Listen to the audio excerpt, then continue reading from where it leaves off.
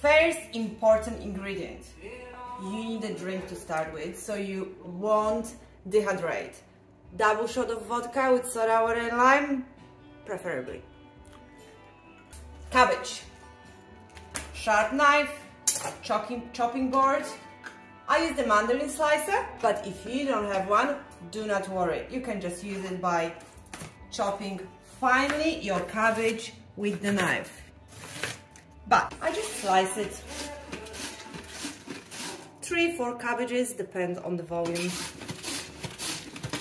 And that's the first step of the sauerkraut. After that, you will need peeled carrots and onions, but we'll get to that soon. Okay guys, so this is 1 cabbage and a quarter. So you can see there's a full pot in. We are about to fit 4 cabbages in here. Couple of carrots and onions. I will give you all the quantities later. To change the volume of the cabbage, I like it to sprinkle with the salt. Usually I would take like, let's say like, I don't know, 3, 4. There's not, you can put as much salt as you wish, because the more salt you put, the more sauerkraut will be. But before you use it, if it's too sour for you, you can always rinse it with the water. So it's not a big deal. Once you sprinkle with the salt, you generally try to massage the salt in the cabbage. So what I do with my obviously clean hands, I try to like massage it a little bit, and that is going to release the water. You already can see it has a little bit of water coming out. Good way is to take your fist and just like squeeze it in. You won't see it immediately because it's going to take a little bit of time to cabbage to release the water, but we reduce a little bit of volume and we can keep continuing with breaking our cabbage into the pot. See you soon. Okay guys and ladies, second drink, 4 cabbages in, believe me or not.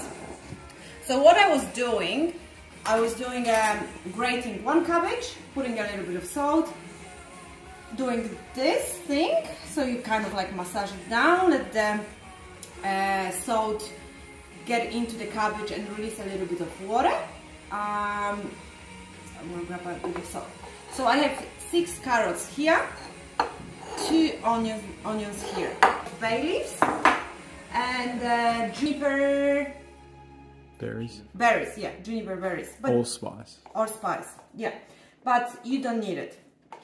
So carrot, I will add it because it's delicious, has a sugar.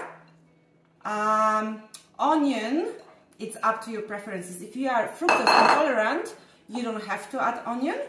Oh, that might be a little bit too much. Maybe I'll add 2/3 of it. You don't have to add onion. I think it might speed up a little bit of fermentation process because it has a lot of sugar, but it's not essential. So what I do, I pretty much massage in. You can see water coming out. Yeah, that's salt. So you want to nicely mix it in.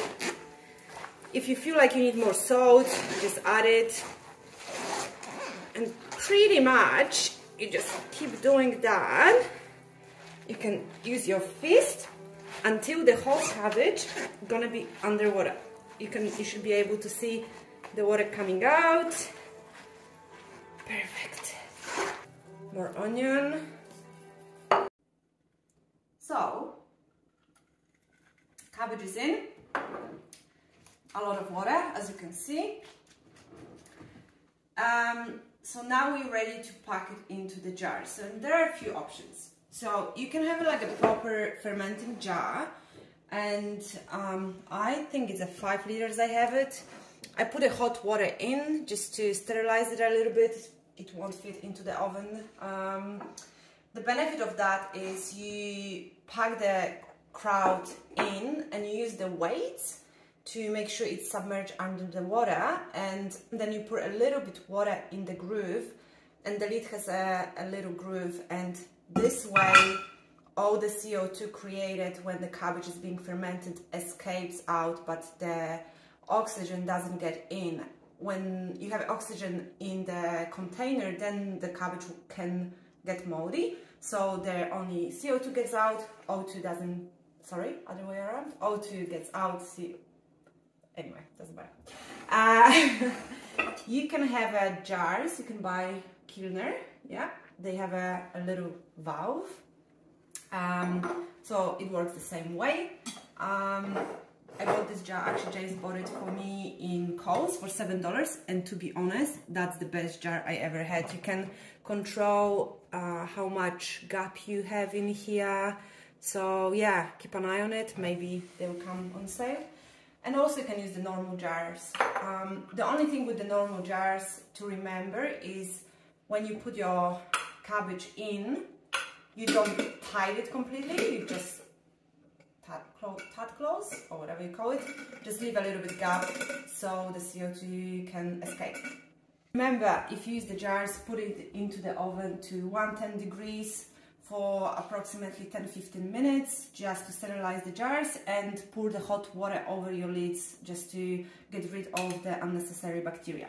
So what I do, I just grab our cabbage, we have everything in, we have bay leaves already, we have carrots, we have onions, the water is already coming out, so you're happy in here. And pretty much what you do, you chuck in, pack it in, and you pack it tightly. And you will see, if you use your fingers, the water will come out, and that's what you want. You want your cabbage to be under the water. That's pretty much what you want. I'll put a little bit more because you want to limit the amount of oxygen in the jar, so you prefer have it filled more than less. And there are two options. If you have a weight, you can use the weights. I have the glass weights, you can buy them. They the same brand Kilner as those jars. They come, if you buy 2 of those, comes 2 weights with it, and I think it costs like $30 or something. I would put the weights because the cabbage tends to, once it ferments, floats up, and if you have too much solid parts on top of it, it can get moldy. And the important thing is all the cabbage has to be under the water, and that's where the fermentation is happening. Then I would just chuck in the lid on. I wouldn't tie it, I would just chuck it on and do like 1/3 of the twist. I would put it also on the tea towel because once it gets fermenting, it